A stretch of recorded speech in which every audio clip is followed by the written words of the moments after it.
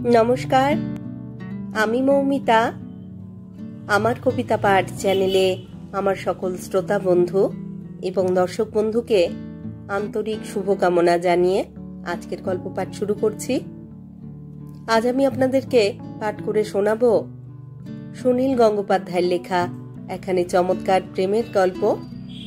গল্পের নাম 11 বছর পর। আমার অনুরোধ রইল গল্প পাঠ শোনার জন্য। রোজকারই মতো আমার পুরনো কথাগুলি একবার সংক্ষেপে বলে নিচ্ছি। যদি আমার গল্প পাঠ আপনাদের ভালো লাগে, অনুগ্রহ করে একখানি লাইক করবেন এবং গল্পটি আপনাদের প্রিয়জনের সাথে শেয়ার করবেন। আপনারা যারা এখনো আমার কবিতা পাঠ চ্যানেলটি সাবস্ক্রাইব করেননি, তাদের অনুরোধ সাবস্ক্রাইব করে সাথে থাকার। আর আপনারা আপনাদের মূল্যবান মতামত কমেন্ট বক্সে জানিয়ে আমাকে অনুপ্রাণিত এবং সমৃদ্ধ করবেন, এও আমার অনুরোধ। ধন্যবাদ। শুরু করছি আজকের গল্প 11 বছর পর।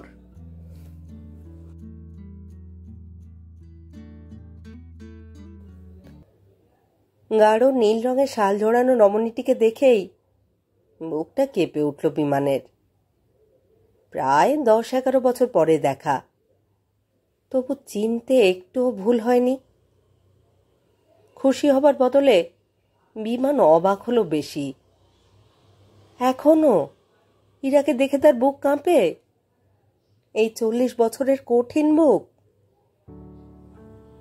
বাগডোগরা এয়ারপোর্টে বিমানের থেকে বেশ খানিকটা দূরে বসে আছে মহিলাটি, সঙ্গে একটা 6-7 বছরের বাচ্চা। বেশ স্বাস্থ্যবান, দুরন্ত ছেলে। সে একটি বল নিয়ে লাফালাফি করছে। খানিকটা দূরে চলে গিয়েও আবার ফিরে আসছে মায়ের কাছে। মহিলাটির মুখ একপাশে ফেরানো, হাতে একটা বই, কিন্তু সে বই পড়ায় মনোযোগ নেই। মাঝে মাঝেই চোখ তুলে দেখে নিচ্ছে ছেলেকে। অন্য কোনো যাত্রীর দিকে সে তাকাচ্ছে না একবারও। ইরা একবার সোজা তাকালেই বিমানের সঙ্গে তার চোখাচোখি হতো। বিমানের খটকা লাগলো। এই মেয়েটি কি সত্যি ইরা, নাকি হুবহু ইরার মতন দেখতে অন্য কেউ? লম্বা চুল পিঠের ওপর ফেলা। ইরার তো এত বড় চুল ছিল না। ইরা চুল কেটে ফেলেছিল। সেই ছোট চুল অবস্থাতেই ইরাকে দেখেছে বিমান। ইরা না হয়ে যদি অন্য মেয়ে হয়? কিন্তু মানুষের সঙ্গে মানুষের এতটা মিল কি হতে পারে? আর ইরা যদি হয়, তার স্বামী কোথায়? অতটুকু বাচ্চাকে নিয়ে ইরা কি একা একা প্লেনে ট্রাভেল করে? এই পর্যন্ত তো কোনো পুরুষের সঙ্গে একটাও কথা বলেনি। ওর বাঁ পাশে যে পুরুষটি বসে আছে, সে মাঝে মাঝে আর চোখে তাকাচ্ছে। তাতেই বোঝা যায় সে একটি অচেনা যুবতীকে দেখছে। প্লেন 1.5 ঘন্টা লেট। শুধু বসে থাকা ছাড়া আর কিছুই করবার নেই। যতজন যাত্রী, তার চেয়ে বসবার জায়গা কম। অনেকেই দাঁড়িয়ে আছে। কেউ একবার উঠে গেলেই চেয়ারটা বেদখল হয়ে যাবে। তবু বিমান একটা সিগারেট ধরিয়ে ব্রিফকেসটাকে চেয়ারের ওপর রেখে একটু পায়চারি করতে লাগলো। জল খাবার জায়গাটায় গিয়ে অন্যদিক থেকে সে দেখল সেই গম্ভীর নারীকে। না, আর সন্দেহ নেই, নিশ্চয়ই ইরা। অবিকল সে চিবুকের রেখা। বিমান ভাবল, আরে আমার হৃৎপিণ্ডটা এত লাফালাফি করছে কেন? ইরার সঙ্গে হঠাৎ কোনোদিন এইভাবে তো দেখা হতেই পারে। ইরাকে ভয় পাবার কি আছে? ইরার সঙ্গে দুটো একটা কথা বললে কি সে রাগ করবে? সামান্য ভদ্রতার কথা। ইরা স্বামীর সঙ্গে থাকলে হয়তো পছন্দ করবে না। ইরা আর চোখ তুলছে না বই থেকে। তাহলে কি সে দেখতে পেয়েছে বিমানকে? সে কি ইচ্ছে করে বিমানের দিকে তাকাচ্ছে না? কিছুই আসে যায় না। ইরার সঙ্গে কথা যে বলতেই হবে তার কি মানে আছে? কে আর হৃদয় খুঁড়ে বেদনা জাগাতে ভালোবাসে? না, বিমানের বুকে কোনো পুরনো দুঃখ পোষার নেই, প্রতিমা বিসর্জন দেবার মতন সে একদিন ইরাকে ছেড়ে চলে গিয়েছিল। মাঝখানে অনেকগুলো বছর। বাচ্চাটার বলটা একবার বিমানের পায়ের কাছে আসতেই সে নিচু হয়ে তুলে নিল। তারপর বেশ জোরে জিজ্ঞেস করল, খোকা, তোমার নাম কি? ছেলেটি অচেনা লোককে নাম বলে না। সে বলটা ফেরতও চাইল না, এক দৃষ্টিতে চেয়ে রইল বিমানের দিকে। ইরা নিশ্চয়ই বিমানের গলার আওয়াজ শুনতে পেয়েছে, তবু সে চোখ তোলেনি। বিমান বলটি গড়িয়ে দিল। থাক, সে আর গায়ে পড়া ভাব দেখাবে না। এবার নিজের জায়গায় ফিরে যাওয়াই ভালো। বাচ্চাটি বল নিয়ে দৌড়তে গিয়ে এবার আছাড় খেয়ে পড়ে গেল হঠাৎ, বেশ জোরে। বিমান ছুটে এসে তাকে তুলল। এবারেও বই থেকে মুখ তুলবে না এমন কোনো মাই হয় না। বই রেখে উঠে দাঁড়িয়ে ইরা বলল, মিঠু, এদিকে এসো। বাচ্চাটা পড়ে গিয়েও কাঁদেনি। বিমানের কোল থেকে নামবার জন্য সে ছটপট করছে। আজকালকার বাচ্চারা চট করে কাঁদেও না, অচেনা লোকের কাছ থেকে সাহায্যও চায় না। ইরা তাকিয়ে আছে বিমানের দিকে। সেই দৃষ্টিতে কোনো জড়তা নেই, নেই কোনো রাগ, দুঃখ, ঘৃণা, কিছুই নেই।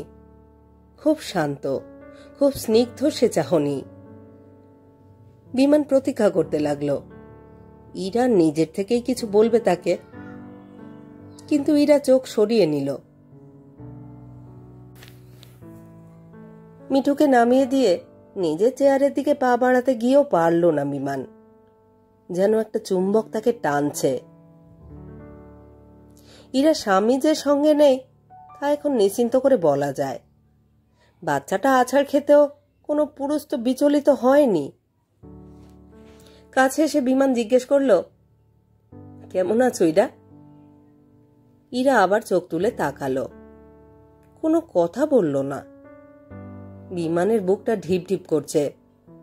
ইরা যদি তাকে চিনতে না পারে, কিংবা না চেনার ভান করে, এত লোকের মাঝখানে ইরা যদি তাকে অপমান করে, ইরা কি তাকে অপমান করবে? বিমান আবার জিজ্ঞেস করল, চিনতে পারছো ইরা? কেমন আছো? ইরা এবার মৃদু গলায় উত্তর দিল, ভালো। বিমানবন্দরে পূর্ব পরিচিতদের সঙ্গে দেখা হলে সবাই দু চারটে সাধারণ কথা বলে, প্রায় সেই রকমেরই কথা। বিমান জিজ্ঞেস করল, এদিকে কোথায় এসেছিলে? বইটা মোড়ে রেখে ইরা ছেলের দিকে ইঙ্গিত করে বলল, ও কার্শিয়াংয়ের একটা স্কুলে পড়ে, ছুটিতে বাড়ি নিয়ে যাচ্ছি।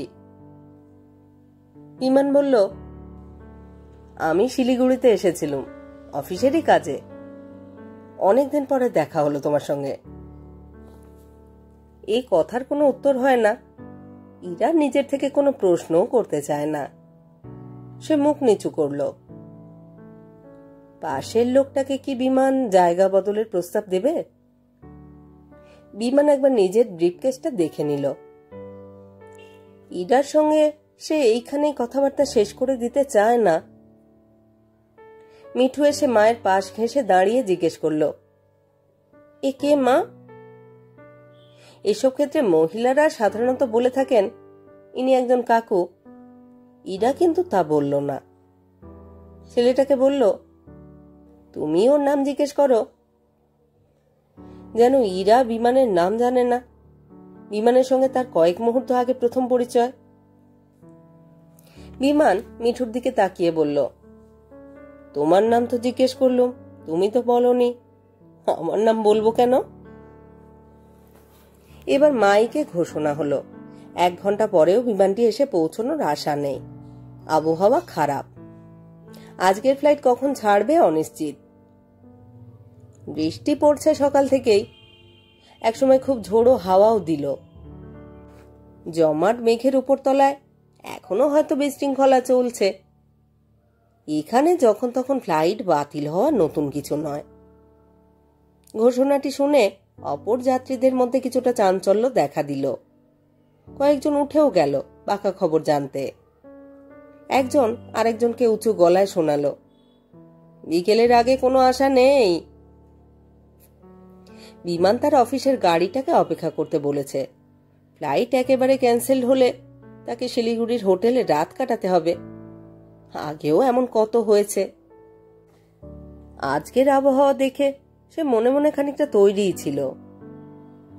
বিমান নিজের ব্রিফকেসটা হাতে নিয়ে ফিরে এসে ইরাকে জিজ্ঞেস করলো, বিকেল পর্যন্ত এইখানে বসে থাকবে ইরা?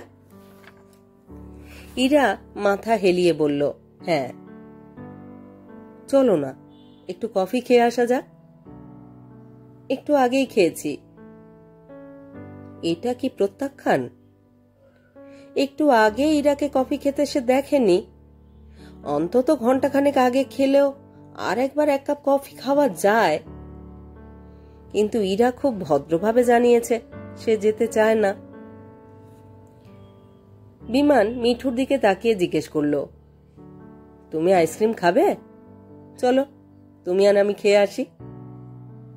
এটাও আর একটা ভুল। আজকালকার বাচ্চারা কিছুই খেতে চায় না, বিশেষত অচেনা লোকের কাছ থেকে। মায়ের অনুমতি জানার কোনো চেষ্টাই না করে মিঠু মাথা বাঁকিয়ে বলল, না, আমি আইসক্রিম খাবো না। বিমান বলল, বাহ, খুব সুন্দর ছেলে হয়েছে তোমার, খুব স্মার্ট। মিঠু সত্যিই সুন্দর, তাকে দেখলেই আদর করতে ইচ্ছে করে। তার আইসক্রিমের প্রতি কোনো লোভও নেই। নিজেকে বেশ বোকা বোকা লাগছে বিমানের। সে আর কোনো কথাই খুঁজে পাচ্ছে না। অথচ বিমানবন্দরে সুদীর্ঘ অপেক্ষার সময় সে ইরার সঙ্গে আর কোনো কথা বলবে না। কর্তৃপক্ষ একটা বোর্ডে লিখে দিয়েছে যে বিকেল 4:30 আগে বিমানটি আসার কোনো সম্ভাবনা নেই। দমদমের আবহাওয়া আজ ভালো নয়। এখন দুপুর 1টা। 3.5 ঘন্টা। 3.5 ঘন্টা এখানে বসে থাকার কোনো মানে হয় না। তাও বিমানের ধারণা আজকে ফেরার আশা খুবই কম। শীতের বিকেল খুব তাড়াতাড়ি ফুরিয়ে যায়। সন্ধ্যার পর এখান থেকে প্লেন ছাড়ার দৃষ্টান্ত খুবই কম। বাগডোগরা ফ্লাইট যখন তখন ক্যান্সেল করতে দমদম থেকে কোনো দ্বিধা করে না। ইরার পাশের লোকটি এতক্ষণে উঠে গেছে। বিমান একটু এগিয়ে এসে বলল, তোমার পাশে বসতে পারি? একটু বসতে পারি? ইরা মাথা ঝুঁকিয়ে সম্মতি জানালো। হলের ভিড় পাতলা হয়ে গেছে, অনেকেই চলে গেছে বাইরে। মল খেলা থামিয়ে একটু দূরের একটা চেয়ারে পা তুলে বসে মিঠু একটা কমিক্সের বই খুলেছে। বিমান জিজ্ঞেস করলো, এত ছোট ছেলেকে হোস্টেলে রেখে পড়াচ্ছ? ওকে এখানে পৌঁছে দেওয়া, এখান থেকে নিয়ে যাওয়া সবই তুমি করো? ওর বাবা আসেন না? এতক্ষণ বাদে একটু হেসে ইরা বলল, কেন, মায়েরা বুঝি পারে না এমন কিছু শক্ত কাজ? না না, তা বলছি না। ধরো আজ যদি প্লেন একেবারেই না যায়, রাত্রিরে তোমরা কোথায় থাকবে? এরা নিশ্চয়ই কিছু একটা ব্যবস্থা করবে, না হলে অনেক হোটেল তো আছে। ঝট করে একটা কথা বিমানের মনে পড়ে গেল। সে এখানে মাসে অন্তত 2বার করে যাতায়াত করে। সবচেয়ে বড় হোটেলটি তার চেনা। সে নিজে তো ঘর পাবেই, ইরা আর তার ছেলের জন্য ব্যবস্থা করে দিতে তো সে পারে। আজ প্লেনটা না ছাড়লেই ভালো। বিমান জিজ্ঞেস করলো, মিঠুর বাবা কোথায় আছেন? অফিসের ভাষায় প্রশ্নটা করেছিল বিমান। সে জানতে চেয়েছিল ইরা স্বামী কোন অফিসে কোন পদে কাজ করে। এটা একটা পেশাদারি কৌতূহল। ইরা বলল, ভূপালে। রীতি মতন অবাক হয়ে বিমান বলল, ও মা, উনি ভূপালে থাকেন? তোমরা কি এখন সেইখানে যাবে? ইরা বলল, না না, আমি কলকাতায় থাকি। তুমি একা কলকাতায় থাকো? তাহলে ছেলেকে কাছে রাখোনি কেন? আমাকে চাকরি করতে হয় তো, সময় পাই না। স্বামী থাকে ভূপালে, আর ইরা থাকে কলকাতায়। এর মধ্যে কি কিছু রহস্য আছে?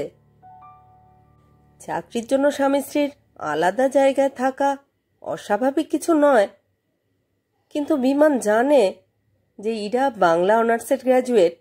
সে কলকাতায় এমন কি চাকরি পাবে যার জন্য স্বামীকে ছেড়ে ইরা এত দূরে থাকবে? বিমান নিজেই কলকাতায় ছিল না অনেকদিন। বছর 5 কাটিয়েছে দিল্লিতে, 6 মাস লন্ডনে। তাই ইরার বিয়ের পর অন্য কিছু ঘটে গেছে কিনা সে কিছুই জানে না। ইরা কলকাতায় একা থাকে, ছেলের জন্য মাঝে মাঝে শিলিগুড়িতে আসে। তবু এর আগে একবারও তার সঙ্গে দেখা হয়নি তো। স্বামীর সঙ্গে ছাড়াছাড়ি হয়ে যায়নি তো ইরার? কিন্তু সেই কথা কি করে জিজ্ঞেস করা যায়? কি মিস্টার দাশগুপ্ত, এইখানেই বসে থাকবেন নাকি? ঘাড় ঘুরিয়ে একটু ফ্যাকাশে ভাবে হেসে বিমান বলল, এই কি আর করা। ওভারকোট পরা লোকটি বলল, কিন্তু আজ না যেতে পারলে এমন অসুবিধা হবে না? মিস্টার আগরওয়ালের সঙ্গে একটা জরুরি দরকার আছে। আপনি ফিরে এই প্যাকিং বক্সের অর্ডারটা। লোকটি কথা বলছে বিমানের সঙ্গে, কিন্তু চৌড়া চোখে তাকাচ্ছে ইরার দিকে। বিমান বিরক্তি গোপন করল। লোকটি একটি চা বাগানের ম্যানেজার, একে অগ্রাহ্য করা যায় না। এর সঙ্গে অফিসের কাজে সম্পর্ক আছে। আজ সকালে এর সঙ্গে 1 ঘন্টা ধরে নানা বিষয়ে আলোচনা করেছে বিমান। নতুন কিছু আর বলার নেই। তবু এক ধরনের লোকের স্বভাবই এই রকম। কোনো মেয়ের সঙ্গে চেনা কারুকে কথা বলতে দেখলেই তার কাছে এসে দাঁড়ায়। লোকটি অফিসের কাজের কথা বলার ছুতোয় ইরাকেই দেখে যাচ্ছে শুধু। ইরা নিশ্চয়ই বিরক্ত হচ্ছে। বিমান চেয়ার ছেড়ে উঠে একটু দূরে চলে গেল। কফি খেতে গিয়ে মিনিট 15 কাটিয়ে লোকটিকে অন্য একজনের কাছে সঁপে দিয়ে সে ফিরে এলো আবার। ইরা এখন মন দিয়ে বই পড়ছে। চেহারাটা বিশেষ বদলায়নি ইরার, শুধু মুখে যেন সামান্য একটু ম্লান ভাব। বিবাহিত জীবনে কি সে সুখী হয়নি? ইরার সঙ্গে সেরকম কিছু খারাপ ব্যবহার করেনি বিমান, কোনো প্রতিশ্রুতিও সে ভাঙেনি। একসময় তারা খুব কাছাকাছি এসেছিল। খুব চাপা ধরনের মেয়ে ছিল ইরা। তার মনের ভাব বোঝা শক্ত ছিল, কিন্তু সে যে বিমানকে পছন্দ করত তাতে কোনো সন্দেহ নেই। ওরা ঠিক ভালোবাসার কথাও বলেনি কোনোদিন, তবে পরস্পরের ভালো লাগার ব্যাপারটা ছিল অনেক। মাত্র একটি দিনের ঘটনায় ইরা অনেক দূরে সরে যায়। এত যে তীব্র অভিমানী মেয়ে তা কি করে বুঝবে বিমান? ইরা কোনোদিন কোনো অভিযোগ করেনি, ঝগড়াও করেনি। তবু তাদের দুজনের মধ্যে একটা ফাটল এসে গেল। সে বছর চার্টার্ড অ্যাকাউন্টেন্সি শেষ করেছে বিমান। গাড়ি চালানো শিখছিল। গাড়ি চালানোর নেশা ধরে গিয়েছিল। দাদার গাড়িটা নিত মাঝে মাঝে, কিন্তু দাদা পছন্দ করতেন না। গাড়ির ব্যাপারে খুঁতখুঁতে ছিলেন দাদা। তার গাড়িতে অন্য কেউ হাত দিলে বিরক্ত হতেন। অফিসের কাজে দাদা বম্বে যাওয়ার কথা হয়েছিল একবার। বিমান ঠিক করে রেখেছিল দাদা চলে গেলেই একদিন সে গাড়িটা নিয়ে দূরের ড্রাইভে যাবে, ইরাকে নিয়ে ডায়মন্ড হারবারে। সকালবেলা বেরিয়ে সন্ধেবেলা ফিরে আসা, সারা দিনটা এটার সঙ্গে কাটানো যাবে। ইরাকে সব বলা হয়ে গিয়েছিল, ইরাও রাজি হয়েছিল। ইরা চেয়েছিল কাকদ্বীপ পর্যন্ত ঘুরে আসবে। ইরার ধারণা ছিল কাকদ্বীপ সত্যি সত্যি একটা দ্বীপ। দাদার বোম্বে যাওয়ার সব ঠিকঠাক, কিন্তু তার 2 দিন আগেই শিলং থেকে বড়দির মেয়ে দীপা আর তার বান্ধবী ইলোরা চলে এলো কলকাতায়, তাদেরই বাড়িতে। কনভেন্টে পড়া মেয়ে, ওদের ব্যবহারে কোনো আড়ষ্টতা নেই। দারুণ হইচই করতে ভালোবাসে। বাড়ির ছোট ছেলে বিমানের উপর ভার পড়ল ওদের কলকাতা ঘুরিয়ে দেখাবার। মঙ্গলবার কিসের যেন একটা ছুটির দিন ছিল। সেই দিনই ইরাকে নিয়ে বিমানের ডায়মন্ড হারবার যাওয়ার কথা। কিন্তু দীপা আর ইলোরাকে কিছু না জানিয়ে সারাদিন বিমান বাড়ির বাইরে থাকবে কি করে? বিশেষত গাড়িটা নিয়ে যেতে গেলে ওরা জানতেই চাইবে। একমাত্র উপায় দীপা আর ইলোরাকেও সঙ্গে নিয়ে যাওয়া। ওরা কলকাতায় বেড়াতে এসেছে, ওদের ভালোই লাগবে নিশ্চয়। ডায়মন্ড হারবার নামটা উচ্চারণ করা মাত্রই দীপা আর ইলোরা প্রায় একসঙ্গে বলে উঠল, ওদের সেখানে নিয়ে যেতেই হবে। মঙ্গলবার সকাল 8টায় ইরার সঙ্গে যাওয়ার কথা ঠিকঠাক হয়ে আছে। ইরাকে বাড়ি থেকে তুলে নিতে হবে। গাড়িতে অন্য দুটি মেয়েকে দেখে ইরা যাতে চমকে না যায়, সেই জন্যই ঘুম থেকে উঠেই বিমান ফোন করেছিল ইরাকে। কাঁচুমাচু মুখে বলেছিল, এই শোনো না, আমার এক ভাগ্নি আর তার বান্ধবীও যেতে চাইছে। এমন মুশকিল না, কিছুতেই এড়াতে পারছি না। কি মুশকিল বলো তো? ভেবেছিলাম শুধু তোমাকে নিয়ে। উত্তর দিতে একটু কি দেরি করেছিল ইরা, কিন্তু তার কথা শুনে ভরসা পাচ্ছিল বিমান। একটুও রাগ করেনি ইরা, হেসে বলেছিল, মা ভালোই তো, ওরা সঙ্গে গেলে একসঙ্গে বেশ মজা করা যাবে। আচ্ছা, আমি যদি ওদের সামনে সিগারেট খাই, ওরা কিছু মনে করবে না তো? বিমান বলেছিল, আরে না না, ওরা দারুণ স্মার্ট, ওরাও হয়তো সিগারেট খায় এটায়। আচ্ছা, তাহলে তুমি রেডি হও, ঠিক 8টার সময় তুলে নিচ্ছি। কিন্তু ইরা এলো না। তার বাড়ির সামনে গাড়ি থামতেই ওদের বাড়ির বাচ্চা কাজের মেয়েটি এসে একটা চিরকুট দিল। ইরা লিখেছে তার খুব মাথা ধরেছে, সে আর যাবে না। ইরা একবার দেখা করতেও এলো না। বিমান উপরে গিয়ে শুনল ইরা তখন বাথরুমে। মাথা ধরলে কি গাড়িতে বেড়াতে যাওয়া যায় না? ওষুধ খেলেই তো মাথা ধরা সেরে যায়। অতি তুচ্ছ একটা অজুহাত দেখিয়েছিল ইরা। এইটুকু সময়ের মধ্যে সে মত পাল্টে ফেলেছিল। পরে এই নিয়ে বিমান মাঝে মাঝে ভেবেছে, কেন সেদিন গেল না ইরা। হয়তো সে একা একা বিমানের সঙ্গে ডায়মন্ড হারবার বেড়াবার কিছু স্বপ্ন দেখে ফেলেছিল। সঙ্গে অন্য কেউ থাকলে সেই স্বপ্নের সঙ্গে মিলবে না, সেই জন্যই ইরা যেতে চায়নি। এই রকমই রোমান্টিক স্বভাব ছিল তার। শুধু সেদিন না, তারপর 7 দিন আর ইরার সঙ্গে দেখাই হলো না। দীপা আর ইলোরাকে নিয়ে সিনেমা, থিয়েটার দেখা, আড্ডা, আত্মীয় স্বজনদের বাড়িতে নেমন্তন্ন খাওয়া সব চলেছিল। বিমান ঠিক করেছিল ওরা চলে যাবার পরই সে আবার দেখা করবে ইরার সঙ্গে। দীপা আর ইলোরা হঠাৎ খুব জোর করলো বিমানকে ওদের সঙ্গে শিলং যাবার জন্য। দীপা একেবারে নাছোড়বান্দা। বিমানেরও তখন ছুটি। মা বললেন, যা না, দিদির কাছ থেকে ঘুরে আয়, আমি ভাড়া দিচ্ছি।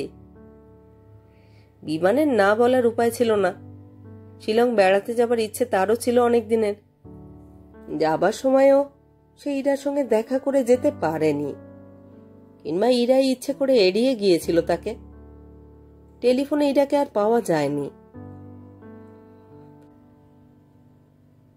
শিলং থেকে চেরাপুঞ্জি যাবার পথে বিমান বুঝতে পারল ইলোরা মেয়েটিকে সে এতটাই পছন্দ করে ফেলেছে যা প্রায় ভালোবাসার কাছাকাছি। প্রবল বৃষ্টিতে ভিজতে ভিজতে সে ইলোরাকে চুমু খেলো। ইরাকে সে কখনো চুমু খায়নি। 2-1বার ইচ্ছে প্রকাশ করতেও রাজি হয়নি ইরা।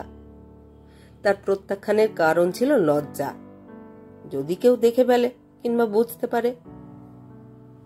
হয়তো ডায়মন্ড হারবার গেলে নিরালায় অতখানি রাস্তা একসঙ্গে হয়তো।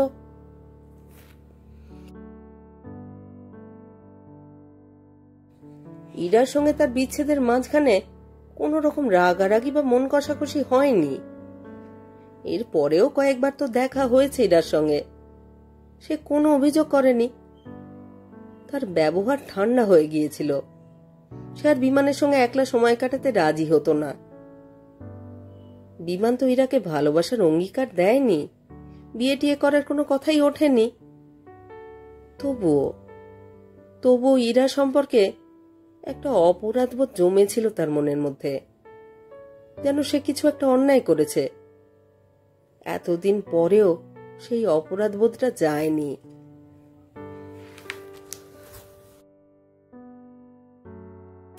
বাইরে বৃষ্টি নেই বটে, কিন্তু হাওয়া দিচ্ছে সনসন করে, বিদ্যুৎ চমকাচ্ছে মাঝে মাঝে। সেই দিনটাও ছিল অনেকটা এই রকমই। ইরার কাছে এসে বিমান বলল, একটা কথা বলবো? ইরা মুখ তুলে তাকালো। বড় বড় চোখ দুটি বড় শান্ত, স্নিগ্ধ। বিমান খানিকটা আবেগের সঙ্গে বলল, ইরা, 2-3 ঘন্টা এখানে বসে থেকেও তো কোনো লাভ নেই। আমার সঙ্গে গাড়ি আছে, চলো না আমরা শিলিগুড়িতে ফিরে যাই। প্লেন আসবে কিনা ওখান থেকে খবর পেয়ে যাব ফোনে। ইরা জিজ্ঞেস করল, শিলিগুড়িতে? শিলিগুড়িতে কোথায়? বিমান বলতে যাচ্ছিল, শিলিগুড়িতে যে কোনো বড় হোটেলে গিয়ে বললেই তো তাকে ঘর খুলে দেবে, সেখানে বিশ্রাম নেওয়া যায়। কিন্তু হোটেলের কথাটা উচ্চারণ করতে তার যেন লজ্জা করল। একটি যুবতী মেয়েকে হোটেলে নিয়ে যাওয়ার কথা বলতে অন্য কিছু বোঝায়। সে বলল, আমরা গাড়ি নিয়ে খানিকটা বেরিয়ে আসতে পারি, লং ড্রাইভে। ধরো করোনেশন ব্রিজ ছাড়িয়ে।